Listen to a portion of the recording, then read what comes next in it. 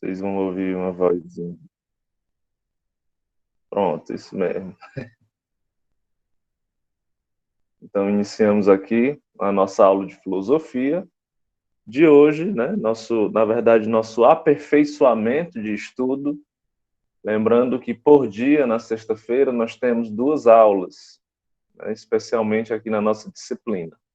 Pela manhã, a gente sempre vai fazer uma leitura, vou estar enviando algum material para vocês, algum material de reforço, algum material de estudo, de aprofundamento do conteúdo. E na parte da tarde, a gente sempre tem a nossa aula de filosofia normal, que no caso, estamos estudando a filosofia helenística e mais especificamente uma corrente filosófica que surgiu nesse período chamada de epicurismo. Na semana passada, por conta da internet, a gente não teve essa aula ao vivo, né? Eu gravei a aula e disponibilizei para vocês no YouTube. Algumas pessoas assistiram, comentaram lá. Peço que quem ainda não assistiu, que assista, porque nessa aula de hoje, da parte da manhã, a gente vai fazer a leitura de um texto do Epicuro, chamado Carta a Meneceu, e na parte da tarde a gente vai finalizar o conteúdo, certo? Vai finalizar o conteúdo do slide que foi enviado para vocês. E na semana que vem, na próxima sexta, já estaremos em março, né? Dia 5 de março, nós faremos a nossa primeira avaliação, a avaliação parcial de filosofia, que adianto para vocês, o assunto é somente esse, né? Filosofia helenística, aquele contexto histórico da invasão de Alexandre o Grande, a cidade de Atenas e as... Professor, Oba, eu tô pode com falar. dúvida nesse semestre, nas provas, vai ser caderno de prova ou vai ser prova separada? Não, nesse primeiro momento, né, as provas parciais, cada professor vai fazer a sua prova individual, certo? Nessa primeira prova. Certo. Eu acredito que na segunda prova, na prova global, já seja junto, seja caderno de prova, viu? Mas, de qualquer forma, eu acredito que dá quase no mesmo. A diferença é que no caderno de prova, no caso da minha disciplina, em vez de fazer 10 questões, vocês fazem 5, né? E fazem todas as disciplinas de uma vez. Eu acredito que seja até melhor, né? Não caderno de prova. O que é que vocês acham? No começo eu achava muito ruim esse caderno de prova. Mas já assim no final eu tava até gostando, por conta que quando fazia uma eu já tava fazendo todas, não precisava ficar. E principalmente quando a gente fica pedindo pros outros estar fazendo também, que precisa ficar mandando um monte de link e ninguém faz provas, sofredores, né? Mas eu tava gostando do caderno de provas. Pois Eu é. não gosto de jeito nenhum. Eu, na verdade, também não gosto de nenhum dos dois tipos, né? Mas, para mim, o menos pior é o caderno de prova, porque se eu cobro um aluno para ele fazer a minha prova, ele vai ter que fazer todas as outras, né? E aí Ô, professor. diminui muito o trabalho. Nada não, nada não. Lembrei, a aula tá Beleza? sendo gravada. Depois a gente comenta. Então, pessoal, eu vou compartilhar aqui a tela com vocês. O arquivo desse texto ele já foi enviado, certo? Já foi enviado na semana passada. E aí eu peço que vocês possam acompanhar aqui. A gente não vai ler o texto todo, porque é um texto de 4 páginas, mas a gente vai tentar aqui dar uma olhada nas partes principais, né? Nas partes mais interessantes, na avaliação diagnóstica de vocês. Eu já tentei colocar algumas coisas, né, dessa carta, alguns trechos, e aí para quem realmente fez a leitura, percebe que essa carta ela tem um conteúdo bastante interessante a respeito do epicurismo. O epicurismo, para a gente fazer até logo uma revisão, né, do assunto, o epicurismo, pessoal, vai ser essa escola filosófica que vai surgir no período helenístico, né? Lembrando que o período helenístico é aquele período marcado pela invasão de Alexandre o Grande, que vai modificar todas as estruturas da cidade de Atenas. Os filósofos, eles não vão ter mais aquele ímpeto, né? Aquele desejo de mudar as coisas de maneira coletiva. Os filósofos, eles vão se sentir muito impotentes durante esse período, porque a cidade de Atenas, ela vai ser governada por um imperador. Então a filosofia, ela vai se voltar muito mais para o interior das pessoas, para a essência, para a alma das pessoas, do que propriamente para desenvolver uma filosofia política que fosse capaz de ocasionar uma revolução, por exemplo. A filosofia, ela vai se voltar muito mais para esse homem interior. E aí, nesse sentido, vai surgir o epicurismo, como nós vimos na nossa aula passada. Vai surgir o epicurismo pregando que, para que a gente seja feliz, nós temos que dominar os nossos prazeres. Nosso corpo, nele existem muitas vontades. No nosso corpo existem muitos desejos, que alguns a gente reprime, alguns a gente satisfaz, mas o epicurismo vai dizer que prazer, felicidade, a gente sente na medida em que a gente sente uma vontade e não realiza essa vontade. Prazer, felicidade, é quando a gente consegue dominar aqueles impulsos mais fortes.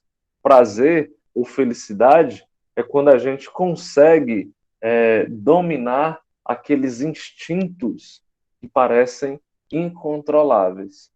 Então, nesse sentido, a felicidade ou o prazer consiste nos domínios das paixões, que o Epicuro vai chamar de aponia. E, em consequência disso, pessoal, a gente vai ter o que o Epicuro chama de ataraxia. O que é a ataraxia? A ataraxia é aquela paz de espírito que ele chama de quietude da alma. É aquela sensação boa de você ter feito o que é certo. É aquela sensação boa de você não ter peso na consciência por ter feito algo de errado. Sabe quando você está, por exemplo, fazendo dieta e aí você tem diante de si ali um bolo de chocolate enorme, suculento, sabe? Aqueles bolos de chocolate que não são muito grandes, mas que são bem cobertos, aquela cobertura de chocolate chega, a boca fica salivando, sabe? Vou até beber água aqui. Sabe aqueles bolos que o pessoal chama de vulcão, né? Você olha assim, aquele chocolatezão bruto em cima, só que você está fazendo dieta. Aí o Epicuro vai dizer o seguinte: para a maioria das pessoas, prazer significa você estar fazendo dieta, olhar o bolo e comer. Comer o bolo significa prazer. Só que para o epicurismo, prazer é o contrário. Prazer é você estar fazendo a dieta, você olhar o bolo e você não comer. Porque prazer para o epicurismo é o controle desses instintos, dessas vontades, desses desejos. E aí, se você come o bolo, depois você fica se culpando, né? Não sei se vocês conhecem alguém assim, mas, oh meu Deus, comi esse bolo, não era para eu ter comido, agora eu vou ter que passar 4 dias na academia para perder o que eu ganhei aqui comendo esse bolo. A pessoa fica se sentindo culpada, né, por ter comido. Então, isso não é felicidade, isso não é prazer, vai dizer o Epicuro. Porque você sentiu ali uma satisfação no momento em que você estava consumindo o bolo, mas depois essa satisfação virou sofrimento, porque você agora se lamenta de algo que você fez. Então, a verdadeira felicidade consiste em você, nesse caso, não comer o bolo e depois ficar com a consciência tranquila por ter feito aquilo que era o mais correto na situação. No caso, o domínio. Então, a esse sentimento de quietude da alma, de paz de espírito, por ter feito aquilo que era correto, o Epicuro chama de ataraxia. O domínio do corpo, ele chama de aponia. E aí, na aula passada, nós vimos que para o Epicuro, quanto mais simples forem os desejos que você satisfazer, melhor. Quanto mais simples for a sua vida, mais felicidade você pode ter. Porque quando você se acostuma com muito, você fica meio fresco, você fica muito apegado aos bens materiais, e isso não é bom, porque gera em você sentimentos de orgulho, egoísmo e etc. Quando você se preocupa somente em satisfazer os desejos mais simples, que ele vai chamar de naturais e necessários, aí sim, você tem uma chance maior de ser feliz. Miguel levantou a mão. Pode falar, Miguel. É que tem a Bruna tá pedindo pro senhor aceitar ela. Pronto. Dá uma olhadinha aqui. Peça para ela tentar entrar de novo aí. Tá certo.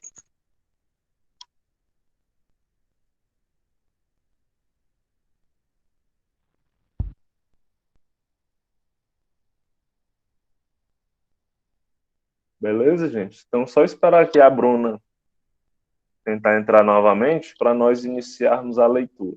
Ok?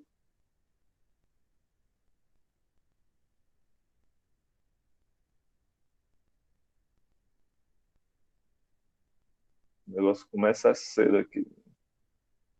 Aceite eu.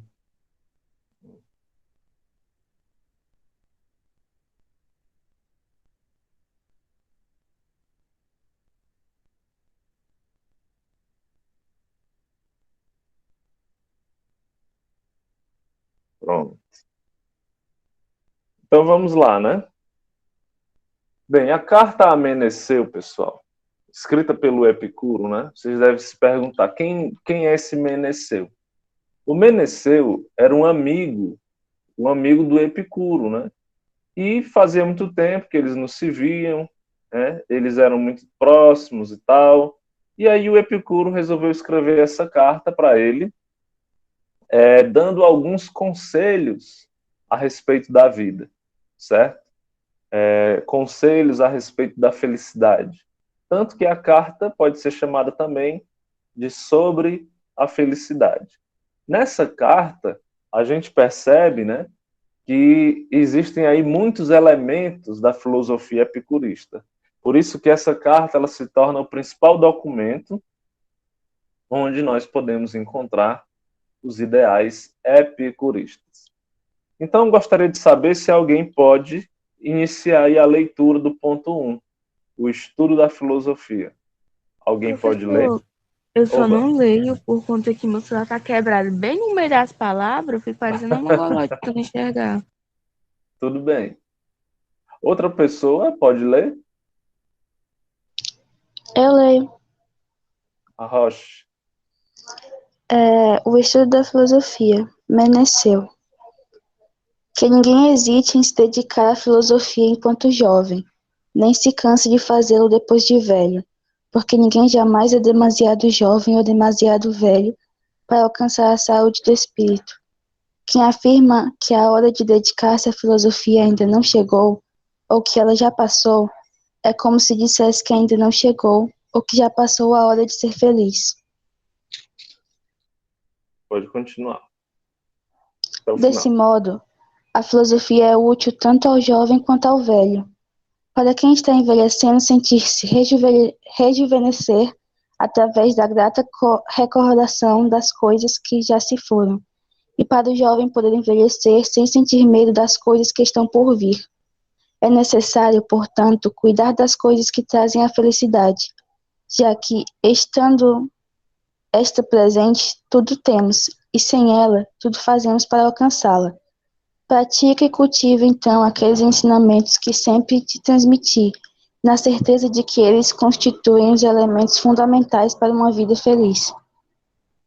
Top. Arrasou, Bia. E aí, pessoal, alguém gostaria de comentar esse trecho que a Bia leu? Será que existe hora para a gente se dedicar à filosofia? Será que a gente pode dizer, não, sou muito novo para me dedicar à filosofia? Ou então, não, vou estudar isso aí não, que eu já sou muito velho. Será que existe hora para a gente se dedicar à filosofia? Para a gente tentar Não, enxergar as coisas? não existe hora não, lá. O importante é estar fazendo, né não? Eu acho que não. Tem hora não. E o que é que o Epicuro fala a respeito dos benefícios, tanto do jovem quanto para o velho que estudam a filosofia? Quais são os benefícios que a filosofia traz tanto para o jovem quanto para o velho? Vocês identificam aí? Para o velho traz as recordações das coisas que já se foram, e para o jovem ele não sente medo do que está por vir. Vocês, enquanto jovens, né? Acho que aqui o mais velho sou eu, né? Tô cheio de cabelo branco já. Mas Eu tô com cabelo branco na minha cabeça também. o quanto vocês, pessoal, percebem esse medo pelas coisas que estão por vir? Vocês identificam esse medo de vocês ou vocês já são mais tranquilos? Vocês são do tipo de pessoas que vivem um dia de cada vez? Ou vocês ficam ansiosos pelo futuro, pelas coisas que vão acontecer? Como é que vocês lidam com essa juventude de vocês? A pessoa que fica ansiosa pelo meu futuro, porque a frase em que eu lembro, meu futuro só depende de mim. Aí eu começo a ficar com medo do meu futuro, entendeu?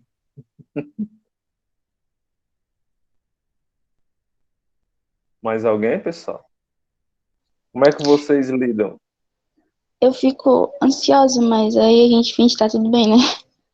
Eu também fico ansioso, mas normal. Tentando Cuidado, normal. devagar, sei lá. Porque quando a gente é criança, a gente tem vontade de ser adolescente, né? Aí quando a gente é adolescente, a gente tem vontade de ser adulto. Aí quando a gente é adulto, ali na faixa dos 30 anos, aí a gente quer continuar sendo adulto, né? Acho que ninguém quer ficar velho. Só que quando a gente eu não queria não passar pra fase adulta. quando a gente fica velho, ali 60, 70, 80 anos, aí a gente tem vontade de ser criança de novo. Eu acho que na fase adulta a gente já tem vontade de ser criança, porque é muita responsabilidade, né, que vai aparecendo, tal. Então percebe que, de acordo com o Epicuro, a filosofia, esse exercício do pensamento, serve para que os jovens não tenham medo do futuro. Entenda que o futuro é uma construção, né? E mesmo sendo uma construção, onde você vai colher aquilo que você plantou, é algo totalmente incerto, né? É algo que não depende de você somente. E no caso do velho, serve para que ele possa refletir sobre as coisas que já passaram, fazer uma autoavaliação, né? Muitas vezes essa autoavaliação, ela vai ser um pouco cruel, porque algumas coisas que passaram a gente não tem a oportunidade de mudar, mas é isso mesmo, né? A vida é isso mesmo. Então, não existe hora para filosofar. Seja jovem, seja velho, a todo momento a gente pode refletir sobre a vida, sobre o mundo, sobre nós mesmos. A filosofia, ela levanta muitas questões e é uma das únicas disciplinas que se pergunta acerca da felicidade. A pergunta sobre o que é a felicidade é uma das perguntas mais importantes da vida. Porque quando a gente descobre o que é a felicidade, a gente descobre também se a gente tem ou não. Se a gente tem, ótimo. Se a gente não tem, a gente tem que fazer alguma coisa para correr atrás dessa felicidade. Ok? Alguém gostaria de comentar mais alguma coisa a respeito desse primeiro ponto? Eu acho que nunca me ocorreu esse negócio de, tipo, quando é criança crescer adolescente e quando é adolescente crescer adulto, porque pra mim é tipo assim, a minha personalidade continua a mesma. E o que muda são as responsabilidades, mas eu acho que isso é o de menos pra gente conseguir lidar. Por exemplo, eu espero com 70 anos estar usando minhas blusinhas de animes ainda, então vai ficar tudo bem. Exatamente, viu? Uma vez uma pessoa me questionou, né, a respeito das minhas tatuagens, né? Assim, vale, Santiago, tu tem um monte de tatuagem, quando tu tiver velho, mano, essas tatuagens vão estar tudo enrugadas, sabe? Os teus netos vão olhar assim, vixe, meu avô é todo tatuado, né? Mas aí eu falei para a pessoa, cara, eu acho que isso vai ser ótimo, né? Você um véizão O todo professor, tatuado, eu cheio de queria tanto brinco. quando tivesse véia cheia de tatuagem, mas se eu fizer uma tatuagem, minha mãe disse pra mim, se eu fizer uma tatuagem enquanto ela for viva, ela com a faca, vamos deixar meu couro aqui, né? Pois é, muitos pais dizem isso, né? Fazer o quê? Mas no caso, a minha avó dizia a mesma coisa, eu fiz, e até hoje não arrancou meus coros, não. Pelo contrário, tem uns que ela Vou acha deixar bonito. pelo menos terminar o terceiro ano. Aí, quando eu passar na faculdade, eu posso fazer uma tatuagem escondida. Aí depois eu chego. Ó, Preciso de uma casa. quando eu fiz essa do violão aqui, eu mostrei para ela, né? E ela achou foi bonito. E antes ela dizia que ia arrancar o Professor, couro com a faca. sabe? Não sei se você viu, já é um coraçãozinho assim do lado esquerdo. Do lado do coração, bem pequenininho. Professor, é bem pequenininho, professor. Eu tenho duas primas que tem isso, professor. Bem titiquinho. O minha mãe não deixa. Ou se me furar minha orelha em outro buraco, mais dois buraquinhos na minha orelha, se for o normal, né? Que é quando era pequena. Ela quase morria. Pois é. Meu pai vivia dizendo que ia arrancar minhas orelhas se eu furasse de novo. Aí eu furei de novo. Não aconteceu nada. A gente fura, a Mas gente não fura pra vamos pegar. Pois Mulher, é, tem que ter Pra ter a coragem. sorte. o que vai acontecer Meu é que Deus, e a tu minha mãe vai que nem liga pra ter... isso. Jesus. Só Mãe isso. tá nem aí, fazer tatuagem, nem liga. De boa. Muito de boa, dá até medo. Vamos lá, né, pessoal? Então, ponto 2. Alguém pode ler o ponto 2? Os deuses. Vixe, aumentei demais. Alguém pode Deixa eu ler ler de aí? novo. Ah, é a Rocha. Peraí.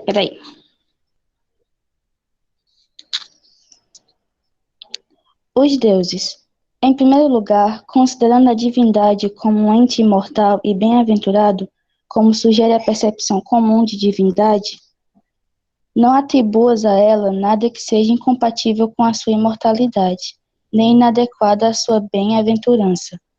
Pensa a respeito dela tudo o que for capaz de conservar-lhe felicidade e imortalidade.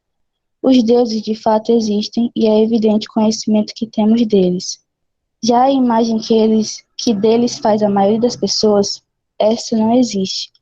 As pessoas não costumam preservar a noção que têm dos deuses.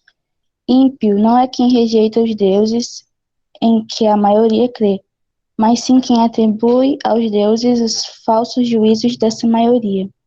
Com efeito, os juízos do povo a respeito dos deuses não se baseiam em noções inatas, mas em opiniões falsas. Daí a crença de que eles causam os maiores malefícios aos maus e os maiores benefícios aos bons. Irmanados pelas suas próprias virtudes, eles só aceitam a convivência com seus semelhantes e consideram estranho tudo que seja diferente deles. Esse ponto 2, pessoal, eu acho muito interessante. E eu só lembro da minha avó quando eu leio esse ponto 2. Porque, assim, muitas pessoas, elas costumam culpar Deus ou os deuses por tudo que acontece. É como se elas não tivessem liberdade nenhuma de escolher. Por exemplo, a minha avó, muitas vezes ela está aqui lavando as coisas, né, os pratos, e ela é um pouco desastrada. De vez em quando ela deixa cair alguma coisa, né? Deixa cair um prato de vidro, deixa cair um copo. E aí, no momento em que ela está lavando aqui, que o copo cai, pá, espatifa no chão, aí ela, ô Satanás, do diabo, do Lúcifer, do Beuzebu, do cão, do meio dos infernos, derrubou meu copo. Aí Ela eu só fico fala olhando isso. assim, é, aí eu fico Vou olhando botar minha assim, avó pra ir na sua casa lavar umas aí coisas. vó, me diga uma coisa, ó, fome no mundo, terremotos, tsunami, coronavírus. Você acha que o Satanás vai estar preocupado em derrubar um copo de uma senhora que mora na Olinda, aqui em Camusim? O Satanás tem muito mais coisas para se preocupar. Tem muito mais coisas. Não está se preocupando com a senhora, não. Quem deixou o copo cair foi a senhora. Né? E aí, quando acontece alguma coisa na nossa vida, alguma coisa boa, foi Deus. Quando acontece alguma coisa ruim, foi o Satanás. Em referência aqui à Grécia Antiga, tudo que acontecia, a galera dizia que era por conta de um Deus. Ah, a pessoa morreu. Não, foi o Hades que levou, o Deus do mundo dos mortos. Ah, teve uma tempestade. Não, foi o Poseidon. Aí o que é que o epicurismo diz? Pessoal, vamos deixar dessas viagens, entendeu? Se os deuses existem, perceba que eles não estão dizendo que os deuses não existem, tá? Eles estão dizendo assim, ó, se os deuses existem, e eu acredito que eles existem, eles não estão nem aí para a nossa vida. Eles estão lá convivendo entre eles, mas as coisas que acontecem com a nossa vida é de responsabilidade nossa. Não tem nada a ver com interferência dos deuses. Os deuses estão lá, vivendo a vida deles lá no Olimpo, estão lá convivendo, fazendo as coisas deles. A nossa vida diz respeito a nós. A nossa vida é responsabilidade nossa. Os deuses, eles não interferem na nossa vida. Tem pessoa, eu não sei se vocês já viram, né? Tem pessoas, por exemplo, que conservam um relacionamento bosta dentro da igreja. A gente vê muito isso, né? Tem aquela pessoa que tem um relacionamento bosta, aí chega assim e pergunta: menino, por que tu não termina com esse homem aí, com essa mulher aí? Assim, ah, não posso terminar não, porque é da vontade de Deus a gente continuar. E aí, às vezes, eu fico me perguntando como é que a pessoa sabe a vontade de Deus, né? Porque quando ela está orando, Deus aparece e diz para ela: eu quero que você fique com fulano de tal. Deus não faz isso. Na verdade, isso aí é tudo fruto da imaginação, fruto da intuição da pessoa. Não tem nada a ver com vontade de Deus. Então, para o epicurismo, os deuses, eles existem, só que esses mesmos deuses que existem, eles não interferem na nossa vida, e a gente tem que se preocupar em fazer o que é certo por conta própria, porque os deuses, eles não estão nem aí para a gente. O que é que vocês pensam a respeito disso?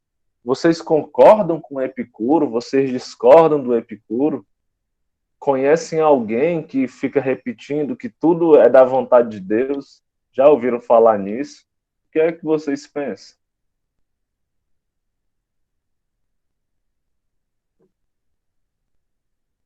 Eu acho que Deus está nem aí. Então você concorda com o Epicuro, né? Eu acho que sim.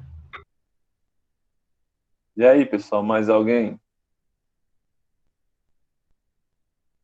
Vocês acham que o Deus ou os deuses, né, andam interferindo assim na nossa vida? Ou não? Acho que não. Não sei. Acho que não. E de onde é que surge essa ideia, né, de dizer que não, aconteceu uma coisa boa, Deus. Aconteceu uma coisa ruim, Satanás. De onde é que vocês... É sempre mais fácil culpar outra pessoa do que nós mesmos. Exatamente. Se tudo que acontece de bom é Deus e tudo que acontece de ruim é o Satanás, eu não tenho responsabilidade por nada. Não sei, é muito comum a gente assistir naqueles programas policiais, né? Aqueles bandidos que faz merda, aí quando chega lá diz, não foi eu não, eu estava ouvindo uma voz, a voz foi que mandou eu matar o fulano de tal, a voz foi que mandou eu dar, a voz que mandou eu dar 60 facadas nele, não foi eu não. 60 facadas. Enfim, né? Então é isso que o Epicuro pensa a respeito dos deuses. Os deuses existem, eles têm seus poderes, mas eles não usam esses poderes para interferir na vida humana, né? Os seres humanos, eles agem de acordo com a sua própria vontade e devem ser responsabilizados por isso. Vamos para o ponto 3, um dos pontos mais importantes, que fala sobre a morte. Alguém pode ler?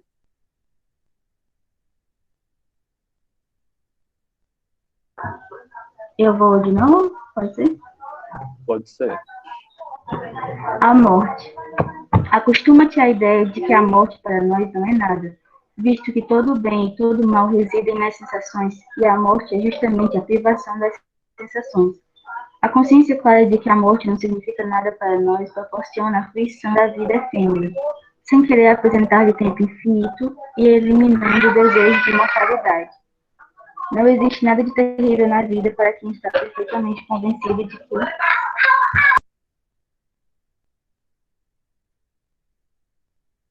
de que não há nada de terrível em deixar de viver.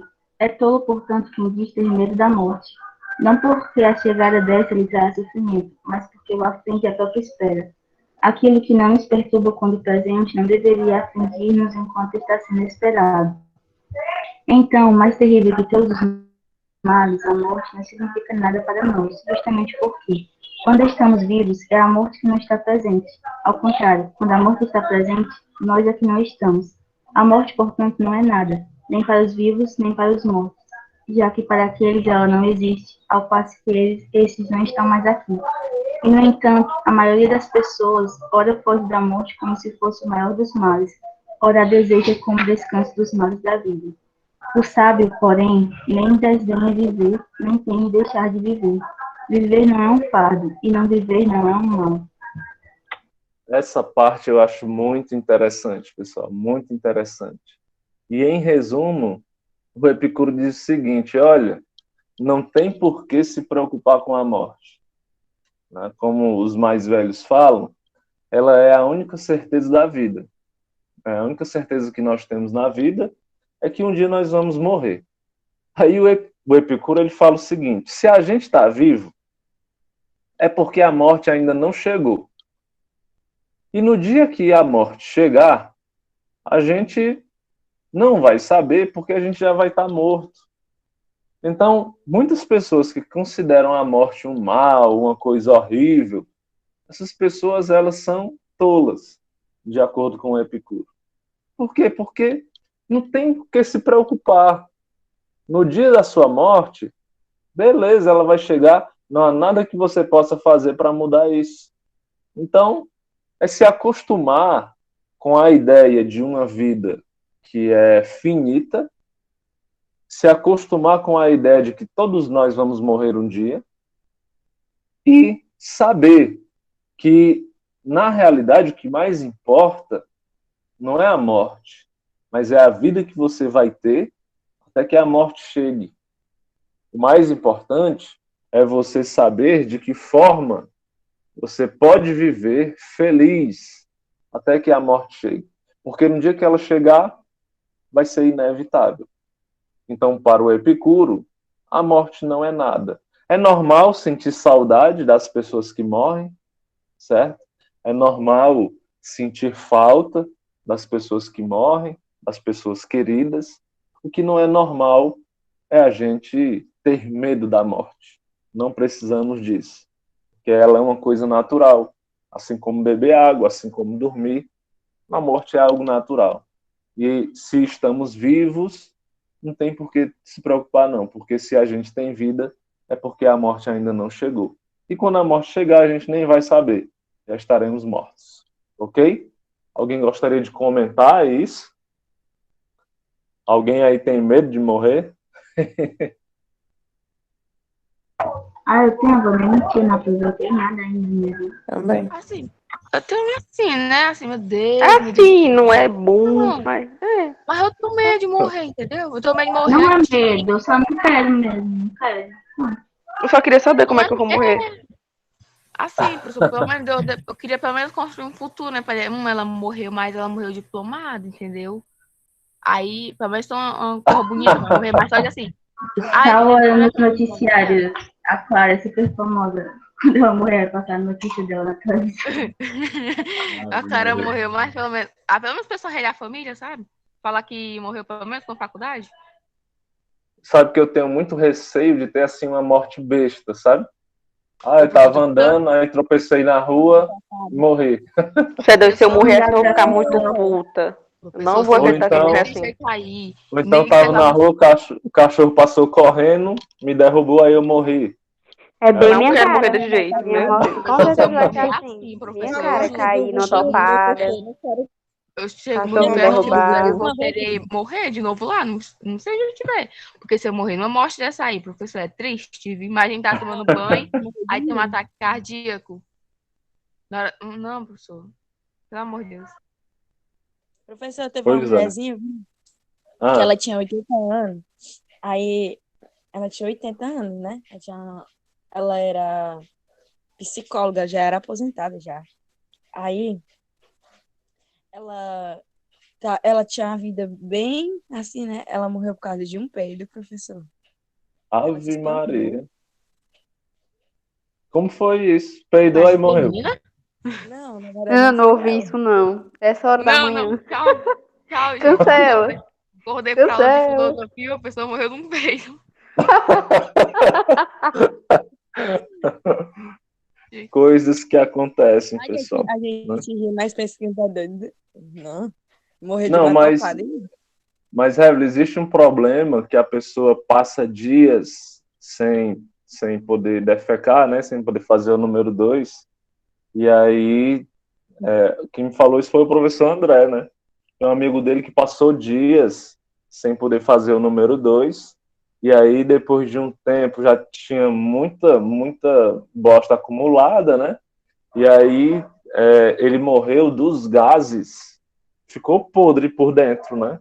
Morreu dos gases que ficaram acumulados dentro dele. Ele não conseguia soltar pum de jeito nenhum. E aí morreu, assim, dentro de 2 semanas, no máximo. Imagina aí 2 semanas sem você fazer número 2. Foi triste, né? Uma morte triste. Eu não quero essa aí para mim, não. Então, pessoal, beleza? Não, Estamos... uma morte assim, não. É triste. Já é 8h20, né? Que eu vou voltar do mundo dos mortos só pra assombrar todo mundo. Mas vai ser legal, imagina passando assim na TV, tal pessoa morreu por causa disso. Oh, tu é doido, muito massa. Eu nem pra levar a sério. Santiago, Então, pessoal, mestre de filosofia, morre de um peido. Não dá para mim, não. Enfim, né, pessoal? Chegamos aqui ao fim da nossa aula, já é 8h20. Vou liberar vocês para que vocês não se atrasem aí nas coisas de vocês. Como vocês puderam ver o texto, né? Me aceitar na aula. Pois é, desculpes. Como vocês puderam ver o texto, ele é um texto bem acessível, bem simples de compreender. Peço que vocês façam a leitura aí, terminem a leitura em casa, que com certeza vai cair muita coisa desse texto na prova, tá bom? Tenham aí um bom dia e na parte da tarde a gente se encontra novamente, tá bom? Tá certo. Tchau. Tchau. Cheiro. Tchau, professor. Tchau, gente. Tchau. Tchau.